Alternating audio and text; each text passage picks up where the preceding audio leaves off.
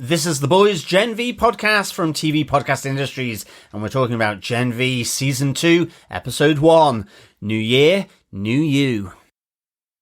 But Victoria Neuman did not die in vain. Her death inspired President Calhoun to entrust the safety of superheroes to Homelander himself. Godolkin University is where you can join the fight. A campus where you can find freedom from human constraints and the woke agenda, and display your powers with pride alongside students who are just like you and under the guidance of an all-super-abled faculty. A place to be exactly who you are, extraordinary.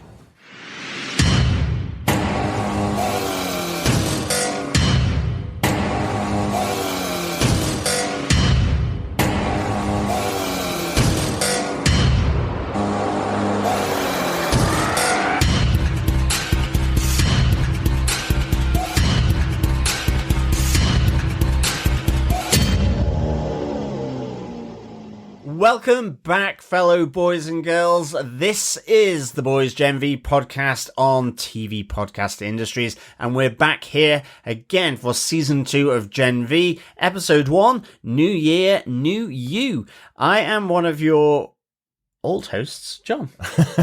Yes, nice to be back in the university. I am over here anally chugging some beer. I'm your other co-host, Derek. Yes. As long as it doesn't get sprayed out, it might get pink eye. Don't punch me in the stomach, John. That's all I'll say. Oh my goodness. Welcome back to university, John. Yeah, exactly. I mean, even if that was a thing, I guess he's just getting a douche, but I guess he just drinks in reverse. I think he does, yeah. I think that's his superpower. I think it's got a mouth. I don't even want to think about it. The Corinthians' eyes in the Sandman. Maybe. Maybe it's got teeth so he can chew solids as well.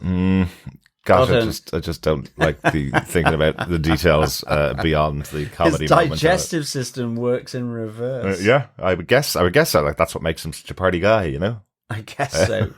What a perfect week for Gen V to be returning, John, as you're also returning to your alma mater back in Oxford this week. I certainly am, yes. Yeah. The old reunion, aka a gaudy. Yes, we don't know what that means. I know gaudy clothing involves lots of shiny non-diamond materials, but I don't think that you're going to be wearing gaudy clothes. I hope not. No. Some people may think what I'm wearing is a little gaudy, but I think I look stylish. I think on the day itself, or on the days themselves, you'll be wearing lots of black tie and having lots and lots of fun. So looking forward to some photographs from your trip over for your gaudy. But in this case, we're getting a lot of reunions of the cast of Gen V, all the former members of Godolkin University, all returning together. Yeah, absolutely. A new semester, new day, some old faces, some new faces. Yeah. And yeah, really excited to see this back. I guess any spin-off shows of a really loved property like The Boys, you kind of like go, oh, how is this going to work? But they tied it in really nicely. Yes.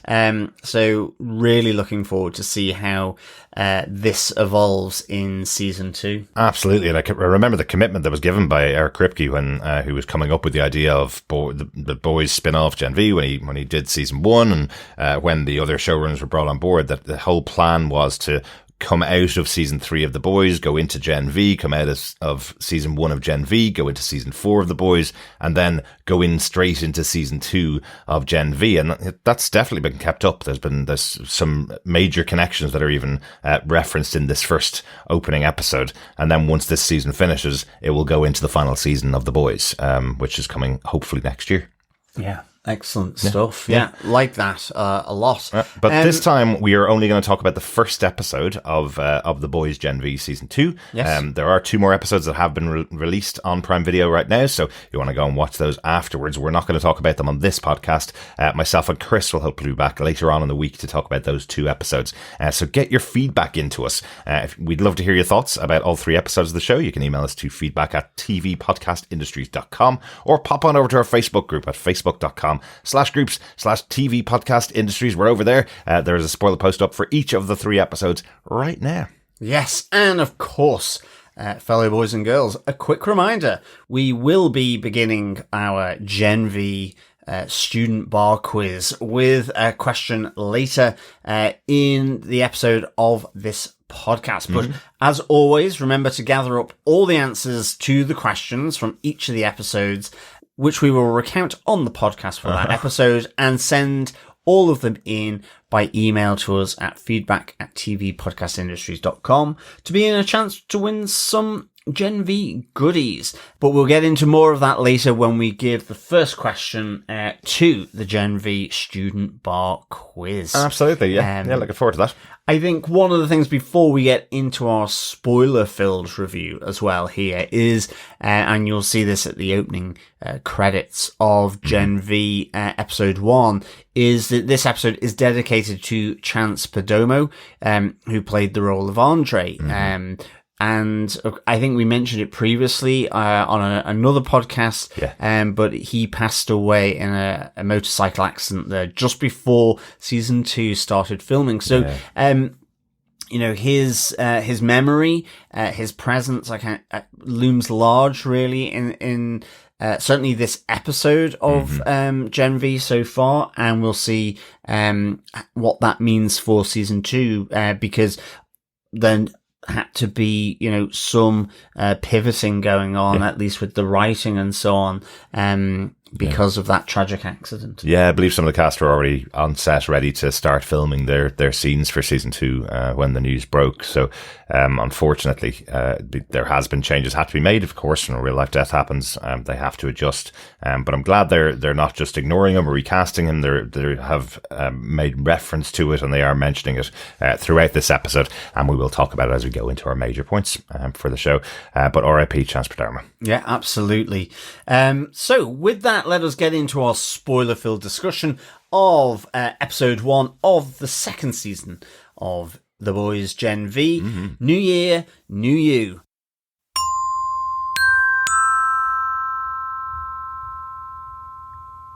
Derek, who gave us what, where, when, and how for this episode? Well, the show was developed by Craig Rosenberg and Evan Goldberg with Eric Kripke. It's based on the comic book series, of course, The Boys by Garth Ennis and Derek Robertson. The executive producers for the show are Seth Rogen and Evan Goldberg. This episode was written by Ellie Monaghan, who wrote 3 episodes of The Boys in the past. She wrote episode 7 in season 1, episode 5 in season 2, and episode 5 in season 3 as well. So, prolific writer for The Boys up until moving over to The Boys Gen V. Yeah, absolutely. Yeah. The episode was directed by Steve Boyum. We've mentioned Steve before. He directs episode 2 as well, but he used to do stunts in movies, including The Blues Brothers and Apocalypse Now back in the day. He's been directing TV for a number of years now, including 9 episodes of Supernatural with, of course, Eric Kripke. He also directed The Boys season 2, episode 5, Over the Hill with the Swords of a Thousand Men, which I mentioned there, was written by Ellie Monaghan, and he also directed Gen V episode 4, The Whole Truth, last season as well. So staying on board with this family production, as always seems to be the case with Eric Kripke Productions. Great stuff. Yeah. John, do you want to tell us what they gave us with your synopsis for the first episode of Gen V season 2? Sure. Months after being placed in captivity in the Elmira Correctional Adult Center, Jordan Lee and Emma Shaw are returned to the campus of Godolkin University, aka GodU, just in time for the new semester. In the wake of Homelander's new role as head of Supe Security, following the death of Victoria Neuman, their records have been expunged by the Godolkin Commission, and Jordan and Emma are being hailed as the Guardians of Godolkin once again. At GodU, the two awkwardly reintegrate, but have to contend with seeing Kate and Sam, their former friends who helped to incarcerate them in Elmira. Nonetheless, the new university head, Cypher, welcomes them back with open arms, but he's on the lookout for Marie, who has been on the run since she escaped from Elmira. Following Marie's escape, Andre Anderson also tried to escape the facility, but died in the attempt. Kate only learns about this after reading Jordan's thoughts and seeks to find out more from Cypher, but to no avail. Elsewhere, trying to dodge the authorities, Marie encounters some of Starlight's supporters being abused by Homelander fans. She can't help but defend them, but the incident draws out Starlight, who tells Marie she must return to GodU as it's the only safe place for her. The incident leads Jordan and Emma to her location, followed by Kate. Kate tries to encourage Marie to return to GodU, but believing that Kate was going to use her powers to control Marie, Jordan uses their powers to throw her against a wall, cracking her skull. As Kate bleeds out on the ground, she desperately calls to Emma to save her. Oh, and fade to black at the end of that moment, as all the Guardians of Godolkin are fighting amongst themselves. Kate's looking not great right there. No, absolutely. It's massive, massive thing at the end there, really. I mean, I have a feeling she's not dead because we don't hear them say, "Oh, she's dead." Right. But it's a good old cliffhanger to have at the end of episode 1 for sure. Absolutely. But shall we get into our interesting moments from this episode? Our freshman or small moments, our sophomore or medium moments, and of course our senior moment as well. A senior in college or university is much younger than you're making that sound, right? I know. I'm playing on the words. I thought you might be. Honestly, boys and girls and pensioners. Yes, let us get into our freshman moment then. Derek, what's yours? I'm going to start out with the introduction of Dean Cypher here, our new dean for GodU. He's taking over from the previous dean, a human who was running the experimentation underneath the grounds of GodU. We kick this off as he kind of comes out to the crowd on the return of Emma and Jordan to school, where he's basically telling everybody there, as kind of is the usual for the boys' universe. He is a leader in a big organization, and he's telling everybody that Supes should be held to a higher, not standard. What would you say? Held in a higher regard by everybody. And he's dedicating himself to ensuring that the school is run by Supes for Supes. Played here wonderfully by Hamish Linklater, who I know we remember from Midnight Mass. He was absolutely brilliant over there as a priest. Who I'm not going to talk about. Anything that happens over there, go watch Midnight Mass. It's brilliant. But he's playing the dean here, another figure of authority, let's say. Yeah, no, this is really good, really intriguing. This new dean. Certainly a divisive type of guy. Oh, yeah. You have, Make America Super again. Posters everywhere. Yeah, humans and race traitors like Starlight must pay. So, he's certainly not sort of holding back on his divisive and charged rhetoric that he's sort of giving to the students of Godolkin. So, I mean, an interesting character. I think also he's one of the scientists that we see at in the lab, but also we do get a glimpse of him from a flashback from Jordan and Emma, where he's also at the Elmira facility as well, where Jordan, Emma, Andre, and Marie have been locked up. So, he's very much sort of integrated, sort of linked in here to all the shenanigans of Godolkin and its testing program, also these students. So it'll be interesting now to see how he sort of goes about with being the sort of dean of Godolkin University. Absolutely. Certainly, he has a great scene a bit later, which I think we'll speak to in one of our other moments with Kate as well, where he's making a smoothie, which is all quite nice. Absolutely. Absolutely. But the only other thing I want to mention about Dean Cypher is just the promotional video that's playing at the beginning of the episode, because again, he's getting his rhetoric across even in there. He's saying, it's all in loving memory of Victoria Neuman. They're rewriting that whole story about what happened with her, and all the other people that have died over the course of the last season of The Boys, really. And then saying, things like, come on ahead and join a place outside the woke agenda where you can be yourself and be surrounded by other Supes. So, so we know where he stands, let's say. Yes, exactly. Yeah. Let's see, who else have we got in our minor moments for the episode, John? I just think, for me, it's the new PR lady for GodU. she keeps saying, watch the tail or the sting. So I'm calling her B lady at the moment. But she seems to be the one dealing with the PR and the reintroduction of Jordan and Emma back into the semester, the new semester at Godolkin.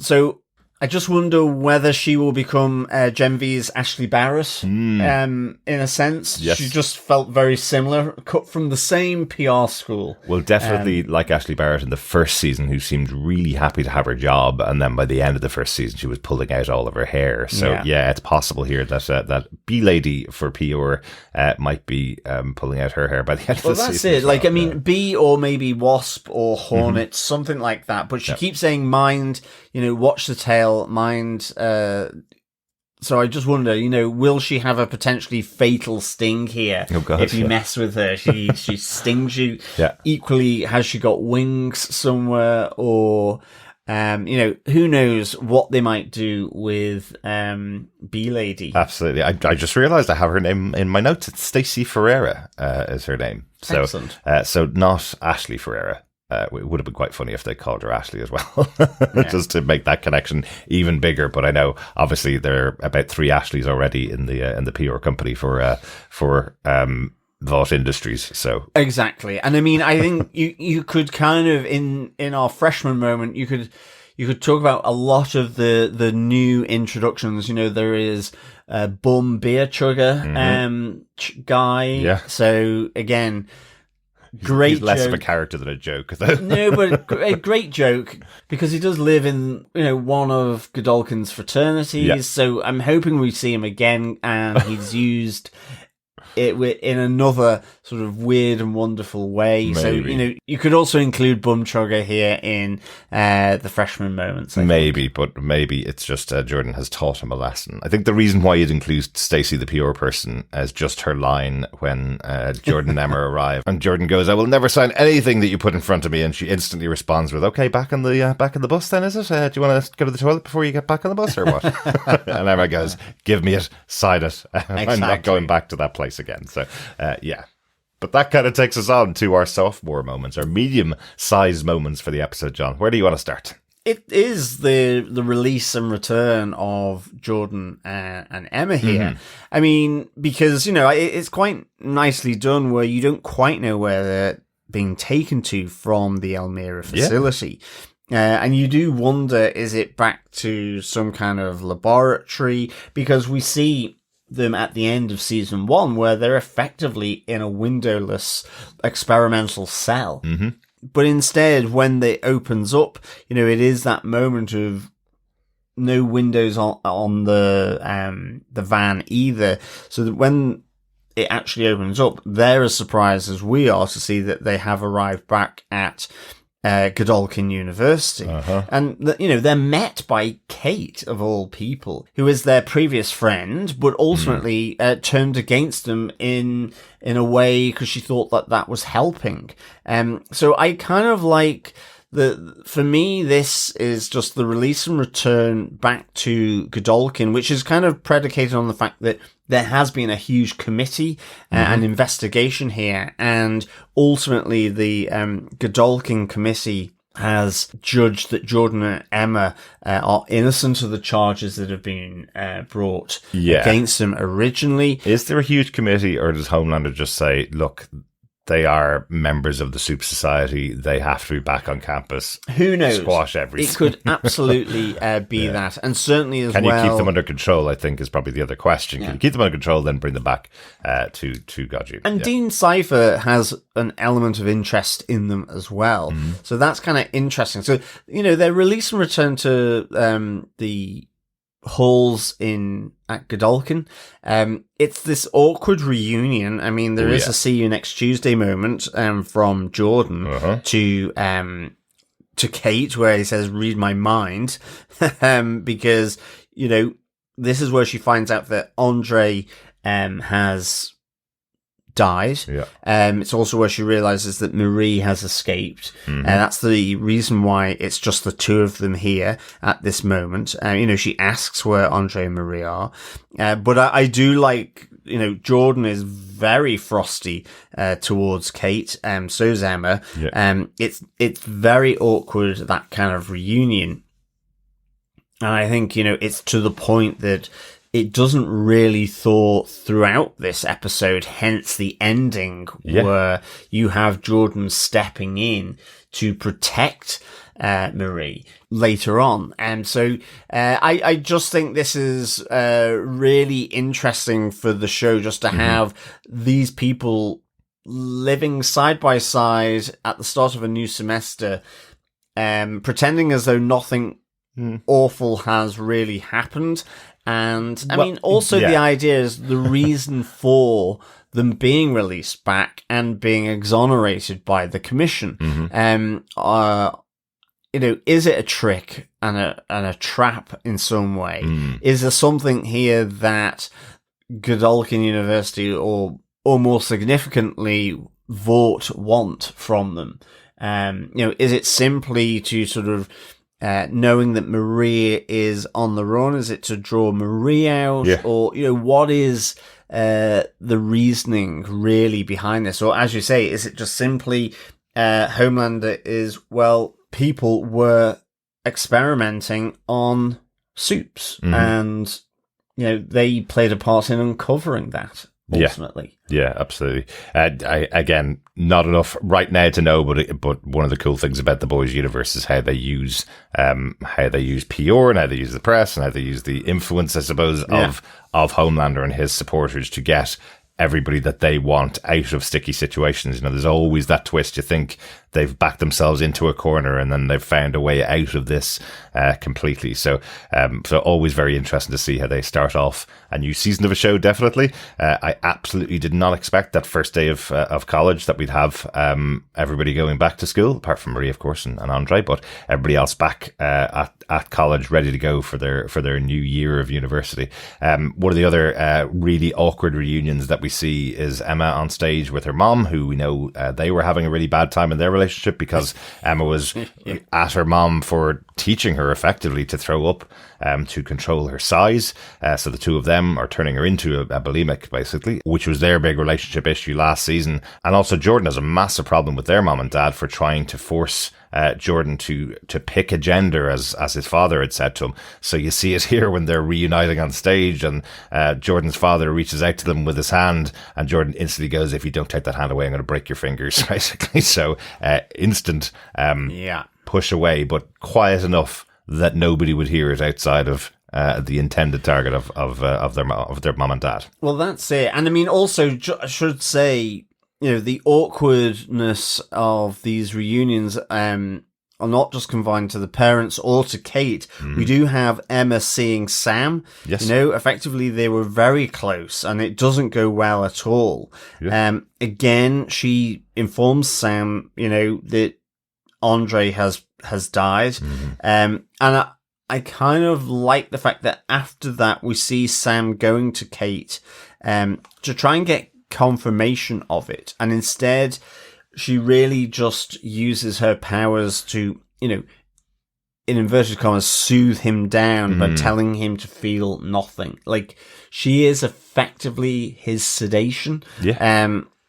And that's what she does. It allows him not to feel. We saw that at the end of season 1 as to why he turned against the people that were trying to help him. Yeah. And we saw at the end of season 4 of The Boys, where it was Kate and Sam that took care of Kimiko and Frenchie. He was holding Kimiko back while Kate used her powers on Frenchie and put him in the back of a van. So here they are back in college, but they played a pivotal role in the Vought takedown of the Boys at the end of season 4 absolutely. As well. So it's interesting to see him still being cooed and soothed, I suppose, almost by Kate, and still being under that spell of making sure he doesn't feel anything. But it does look like Emma has a bit of a way in with his mind. It's not like it's completely locked down. Once she tells him about the death of Andre, it seems to slightly break that control that Kate has over him. So it doesn't look like it's permanent. It looks like she has to kind of top it up. Yeah, agreed. Lose it, so, yeah. Also with Emma, she does go to see Andre's dad, Polarity. She goes there to ask him about Cypher, to say that, he was there at Elmira, at the facility where they were held, and that something is going on. And he's kind of really messed up. He's lost his son. Yeah. And his advice to is leave the school and stay clear of Vought. And, this really upsets her that he's not going to kind of pursue these lines of inquiry that she's kind of coming to him with. And, she does ultimately get quite teary, but her parting shot to him is that Andre wouldn't have given up. Absolutely. So, again, we'll see how that resonates or not with Mr. Anderson. So, there's a lot of these kind of awkward moments and reunions as Jordan and Emma are returned back into the world of Godolkin University. Yeah, and I think in a similar way, my medium moment for the episode is Kate's alliances. You could easily believe that by the end of season 4 of The Boys and by the end of season 1 of Gen V that Kate's in a really good position and everybody's completely on board with her and she's in a really strong place. But no, they just use her for her powers. She is telling the kids that are returning, Jordan and Emma, that she was doing all of this to keep all of her friends alive and make sure that she was helping them in their quests, and they instantly reject her outright. Sam's coming back to her, finding out about the death of Andre. Remember, Andre and herself were boyfriend and girlfriend. They were together for a very long time. So she has lost a lot when she finds out that Andre is dead. She has lost her arm as well from the previous season. Yeah, she almost loses another hand when she goes to visit Cypher, trying to persuade him to be on her side. He has a way to defend against her using her other hand to convince him to do what she wants to do, and that is just grab it and stick it inside a blender, basically. So, I don't think Kate will be trying that again at any time soon. I don't think so. Use her powers on him. Yeah, I think this confrontation between Kate and Cypher is really kind of revealing, because Cypher's quite calm and sort of methodical around his approach to Kate. Yes. She thinks because of her powers that she's got one up on him, really. And, but he's constantly sort of threatening her that, well, give Homelander a call and we'll see what he thinks, And he kind of resets her view of her power, really, and how powerful she is, that and in the end he does think she's weak, and after he has threatened her good hand with being blended, he says, if you're going to be of any help, find Marie Monroe. Yes. That's what he's looking for.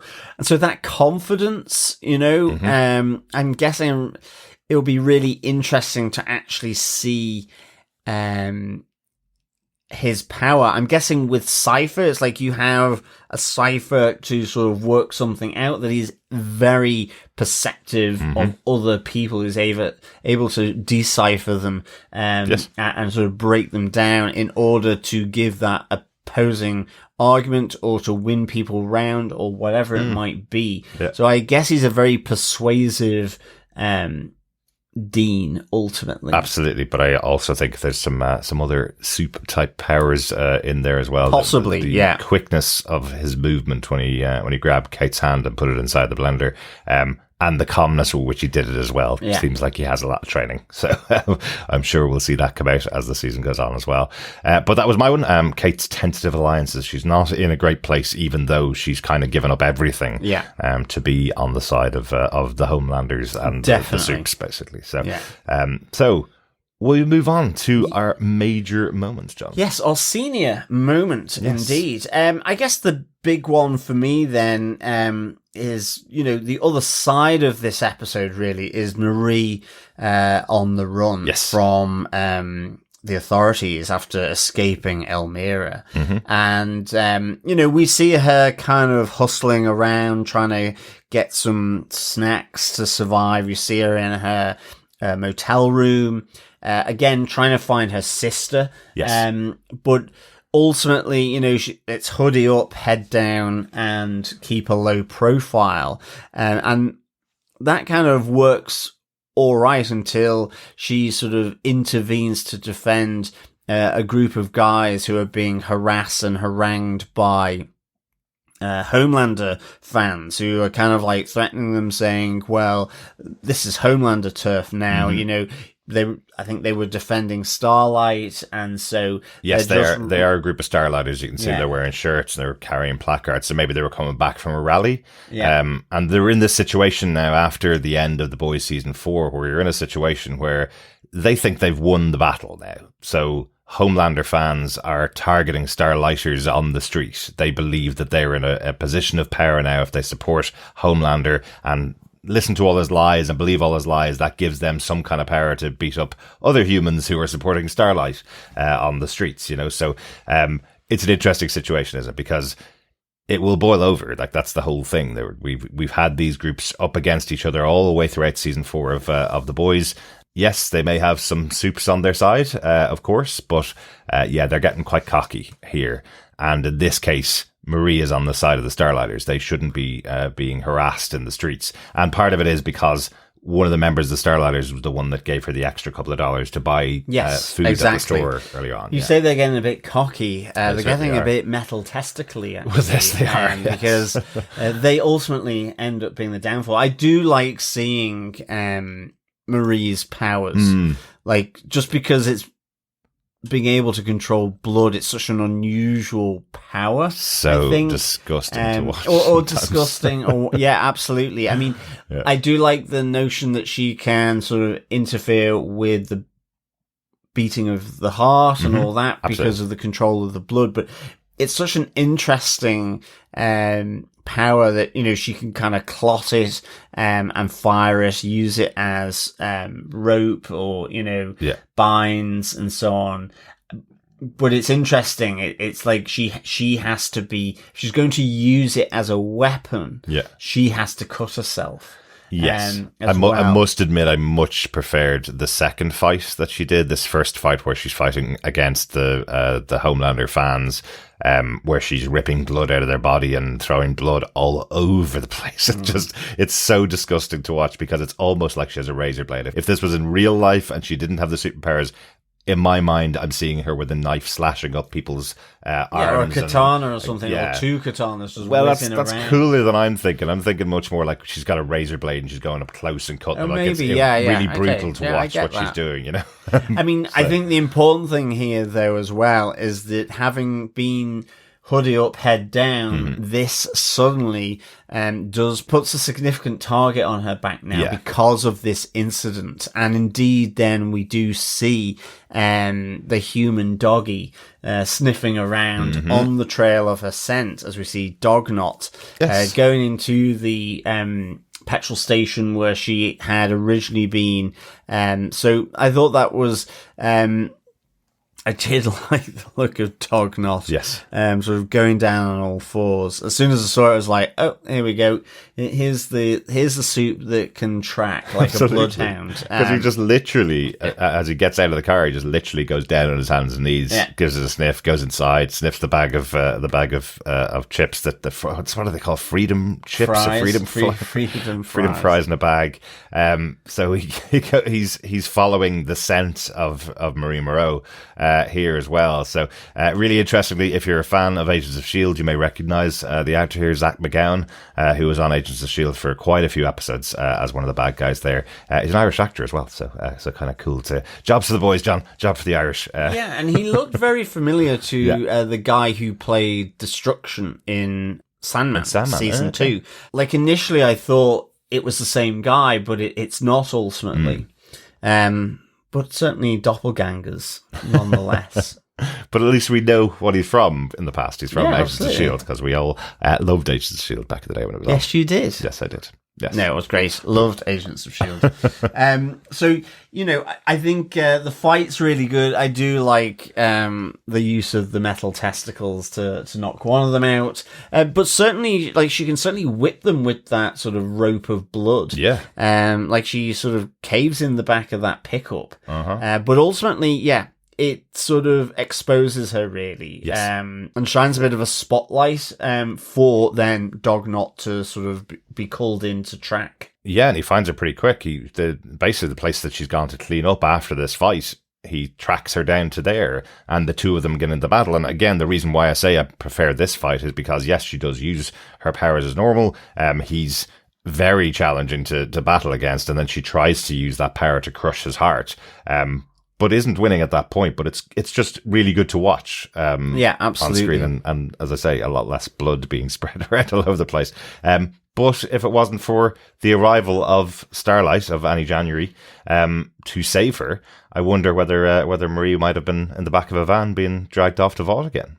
Yeah, absolutely. I think without a shadow of a doubt here, again, we get this next bit of information coming from Starlight. I do like the fact that actually she pulls her up and says you need to work smarter here. Yes.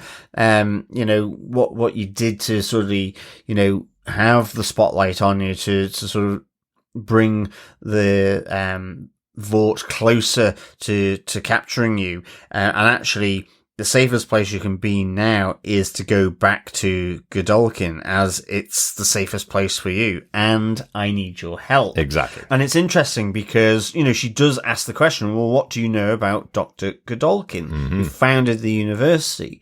And she says he was that he was Vaught's right-hand man in charge of a project called Project Odessa. And it seems, she says, as though Vought are starting up this program again. And indeed, at the start of this episode, we have a flashback to 1967 where we see a failed Odessa project that's happening. And indeed, Dr. Godolkin is killed as well within the fire, seemingly.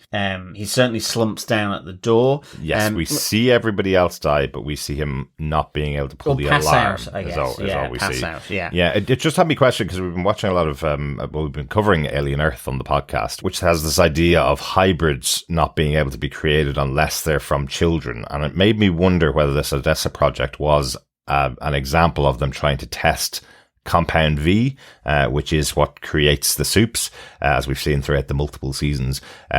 Was this the scientists trying it on themselves and then not being able to hold the superpowers, and that might be the reason why it had to be done on kids in the future? Well, there was tentacles out of the old backside for one of them, and one of the guys gets this Human Torch powers, but burns up inside. His entire body gets consumed. It's changed the physiology. Yeah. They've not grown up with it. It's suddenly, you've gone from being a body that, yes, if in close proximity to a raging fire, is going to burn. Yeah. And now, all of a sudden, is burning from these powers. Yeah. And it certainly looked like an early stage of Compound V, because it looked like a cloudy blue rather than the clear blue that you see in The Boys, for example. Yeah. But he comes in, sort of running in to say, don't inject yourself with it. It's not ready yet. Yeah. Maybe this is Compound A, and they had to go all the way through to Compound V before they find it. But yes, it seems the superpowers do absolutely take hold, but it's way too quickly, way too much for the body, and in particular for the adults. And so, I think you could have something there where it needs to be introduced to a baby or a fetus or an embryo, in order that the development of that embryo into a baby, into a fetus, into a baby, and then once born, that growth is all gradual with the powers. Yeah, I wonder if that's the reason behind it. Yeah. So it makes sense for sure. And in many respects, Marie doesn't seem totally enamored with that suggestion from Starlight.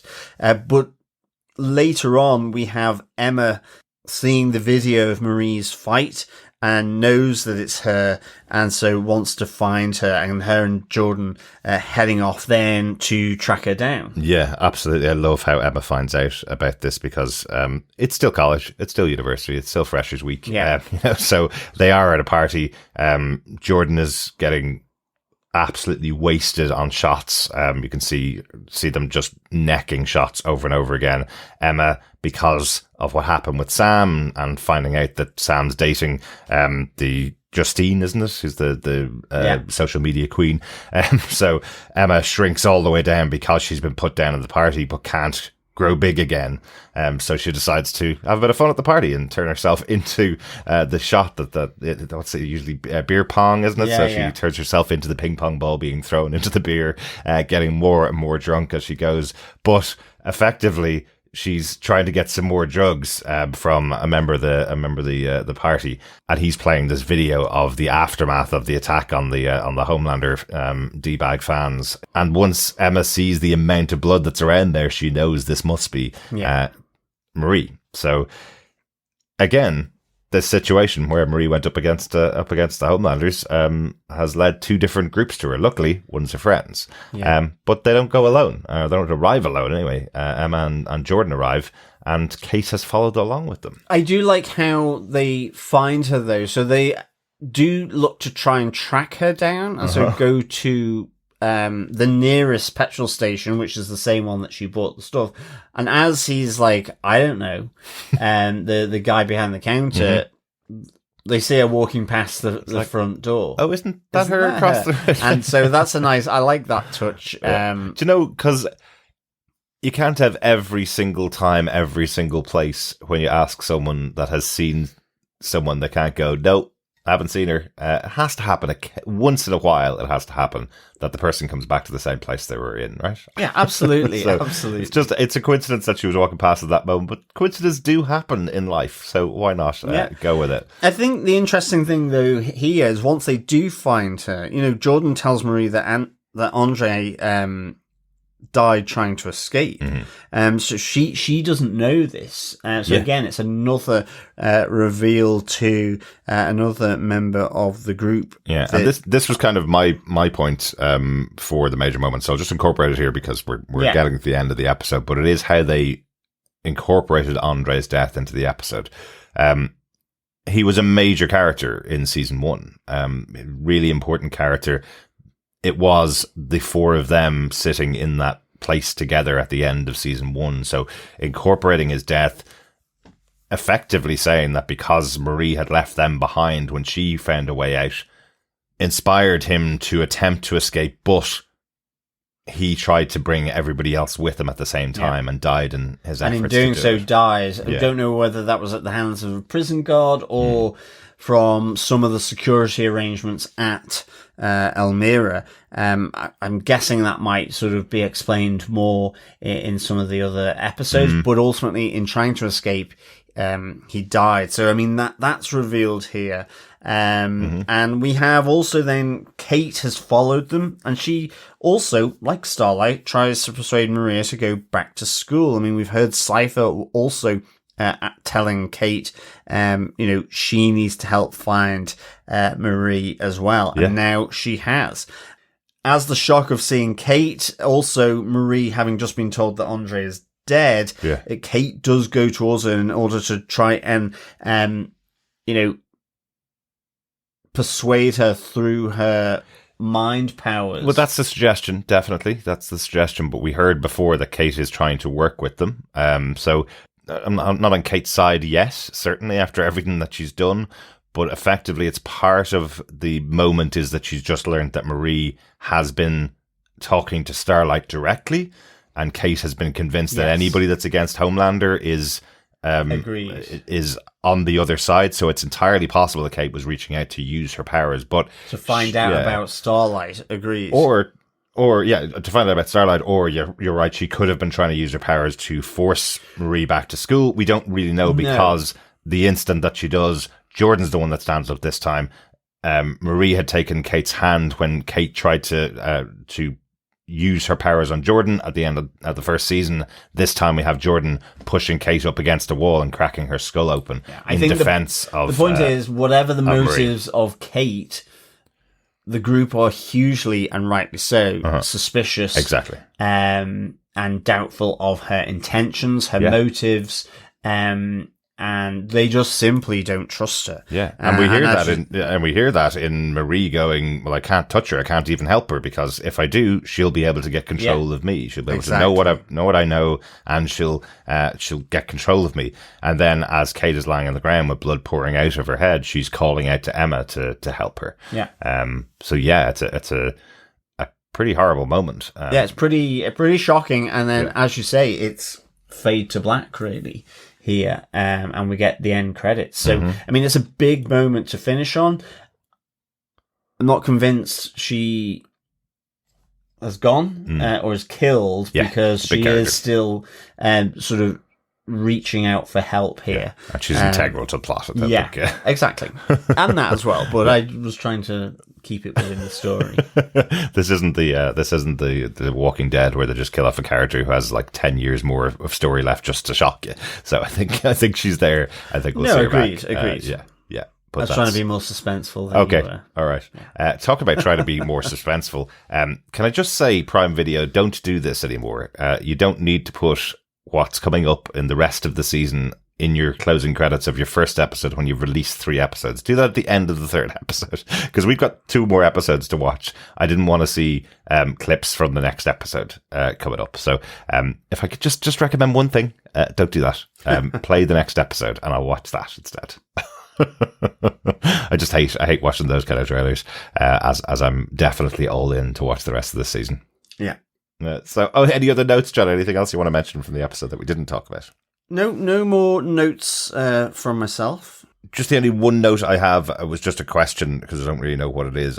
We can make assumptions, but Dognot is trying to get an injection into Marie.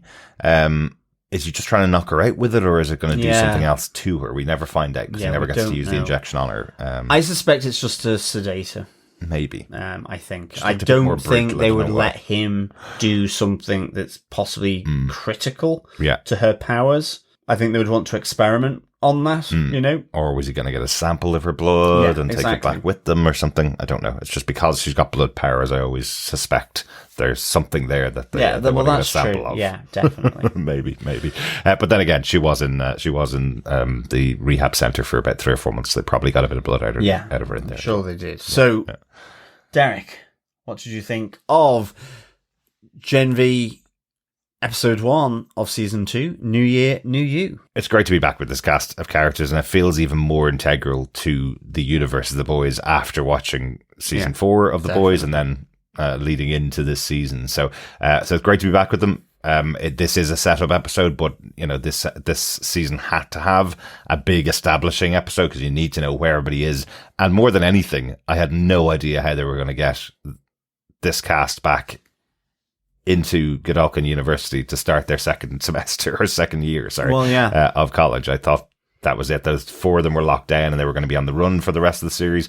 I loved the fact that they had the 2 big characters who were on the run meeting up, having Marie meet up with Annie January, who's been on the run since the end of The Boys Season 4. I thought that was cool to have the 2 of them meet up and Annie go, you know, effectively, it's nice that you're inspired by me, but don't do what I do. You've got another plan for you, and you'll actually be safe at GodU. You know, I like that they used the character that way. So, great start. Looking forward to the rest of the season, and 2 more episodes to go this week. So, enjoying that. Excellent stuff. How about yourself, John? What did you think of this first episode of Season 2, New Year, New You? Yeah, I really enjoyed this. I'd give it 4 butt chugs out of 5. That's a play on butt plugs. I see. Yes. I just thought it was a good introduction. I mean, how they brought them back from the Elmira facility. I have to say, I wasn't really expecting that at the end of Season 1, seeing them in a windowless experimental cell. I wasn't entirely hopeful for them as to how they were going to get out of that, or that this first episode would be more about them in there and going on the run, that it would be some kind of fugitive type season. Whereas here they put them right back into the university, and I think that's really good, actually. I'm glad they've done that, because Godolkin University is the center of the mystery. It is the place where they should be. Maybe they got there a little too quickly, but there's no But, it's 8 episodes, so a bit of shorthand here and there is always going to happen. And I mean, really, I think, this notion that the commission found them innocent of all the charges, it kind of works. And I think it works because of the reaction to Kate and the awkwardness between these former friends. It really feels like they are fish out of water, actually, at Godolkin now. Absolutely. And so playing on that tension, that awkwardness on campus is really nicely done, I think. Absolutely. And then seeing Marie on the run, that is the fugitive kind of aspect here. So I'm just looking forward to getting around to episode 2 because, I thought this was a really good kind of setup moment and episode for this new season. 4 butt chugs out of 5. Fantastic. Speaking of chugging, yes, let's go chugging, not butts, right? I think it's time to get down to the campus student bar and absolutely pick up a pint and get our first question for the Boys Gen V student bar quiz. Yes, fellow boys, fellow girls, and of course, fellow quizzers, welcome to the Boys Gen V Student Bar Quiz. It is episode 1 of season 2, so we have the first question of our second season and second Gen V quiz. Yeah. Here we go. According to Dean Cypher, what movie beat Kate and Sam's movie Flipped at the box office? What smoked flipped? Very good, John. Very good. Or what flipped, I guess. Exactly. I bet you thought we were going to ask what the name of their movie was because it was all over the episode. So I'm intrigued by this particular comment as to what beat it at the box office. Do you want to get the question fully one more time, John? Yes. According to Dean Cypher, what movie beat Kate and Sam's movie Flipped at the box office? Remember, fellow quizzers, fellow boys and girls, collect all 8 answers together over the course of this season and then email them in at the end of the season to feedback@tvpodcastindustries.com, where you will be in with a chance of getting your hands on some Gen V goodies. Absolutely. So good luck, fellow boys and girls and quizzers. Absolutely. And to mention, this episode of TV Podcast Industries and the pub quiz itself is brought to you by our supporters over on Patreon, including Soccer Files Canada. Thank you, Soccer Files Canada, for your support. If you want to support us, you can go over to patreon.com/TV Podcast Industries to support us for any monthly amount, or you can support us with any one-off donation by popping over to buymeacoffee.com/TVPI to buy us a coffee or some alcohol or a keg of beer to be chugged. Exactly. In the normal way. And of course, fellow boys and girls, you can also support us by subscribing to the podcast and sharing it with your friends, family, and alma maters. Because, as always, sharing the podcast is sharing the love. Yes, it is. Indeed, absolutely. it is. Absolutely. We're also sharing our love for another show at the moment. We're absolutely loving watching Alien Earth. We've got 2 more episodes of that show to go, 1 more to come out this week. If you want to keep up with us on the podcast that we're doing, make sure you subscribe over at tvpodcastindustries.com. And we want to hear your thoughts on the boys, of course. Email us to feedback@tvpodcastindustries.com or pop it over to our Facebook group at facebook.com/group/TV Podcast Industries. Share your thoughts and we'll chat about them on the podcast. Yes, that's it for our first Freshers Week of the new semester at Godolkin University with the Boys Gen V episode 1. We will be back later this week with a quickfire of episodes 2 and 3 for your consumption. Yes, well, we'll be back. Me and Chris. Well, yes, we'll hopefully be back later on this week. John will be enjoying some butt chugging of his own. I will also be enjoying the start of a new semester, I guess. Yeah, new semester, same old cast, 30 odd years on. Exactly. Yeah. Class of 1996. Oof, wow, I was in short pants back then. Well, it was a good summer. But anyway, thanks so much for joining us. Talk to you again next time. Yes, thank you so much, fellow boys and girls, for joining us for this episode of Gen V. Until next time, of course, keep watching, keep listening, and keep chugging. Bye. Bye.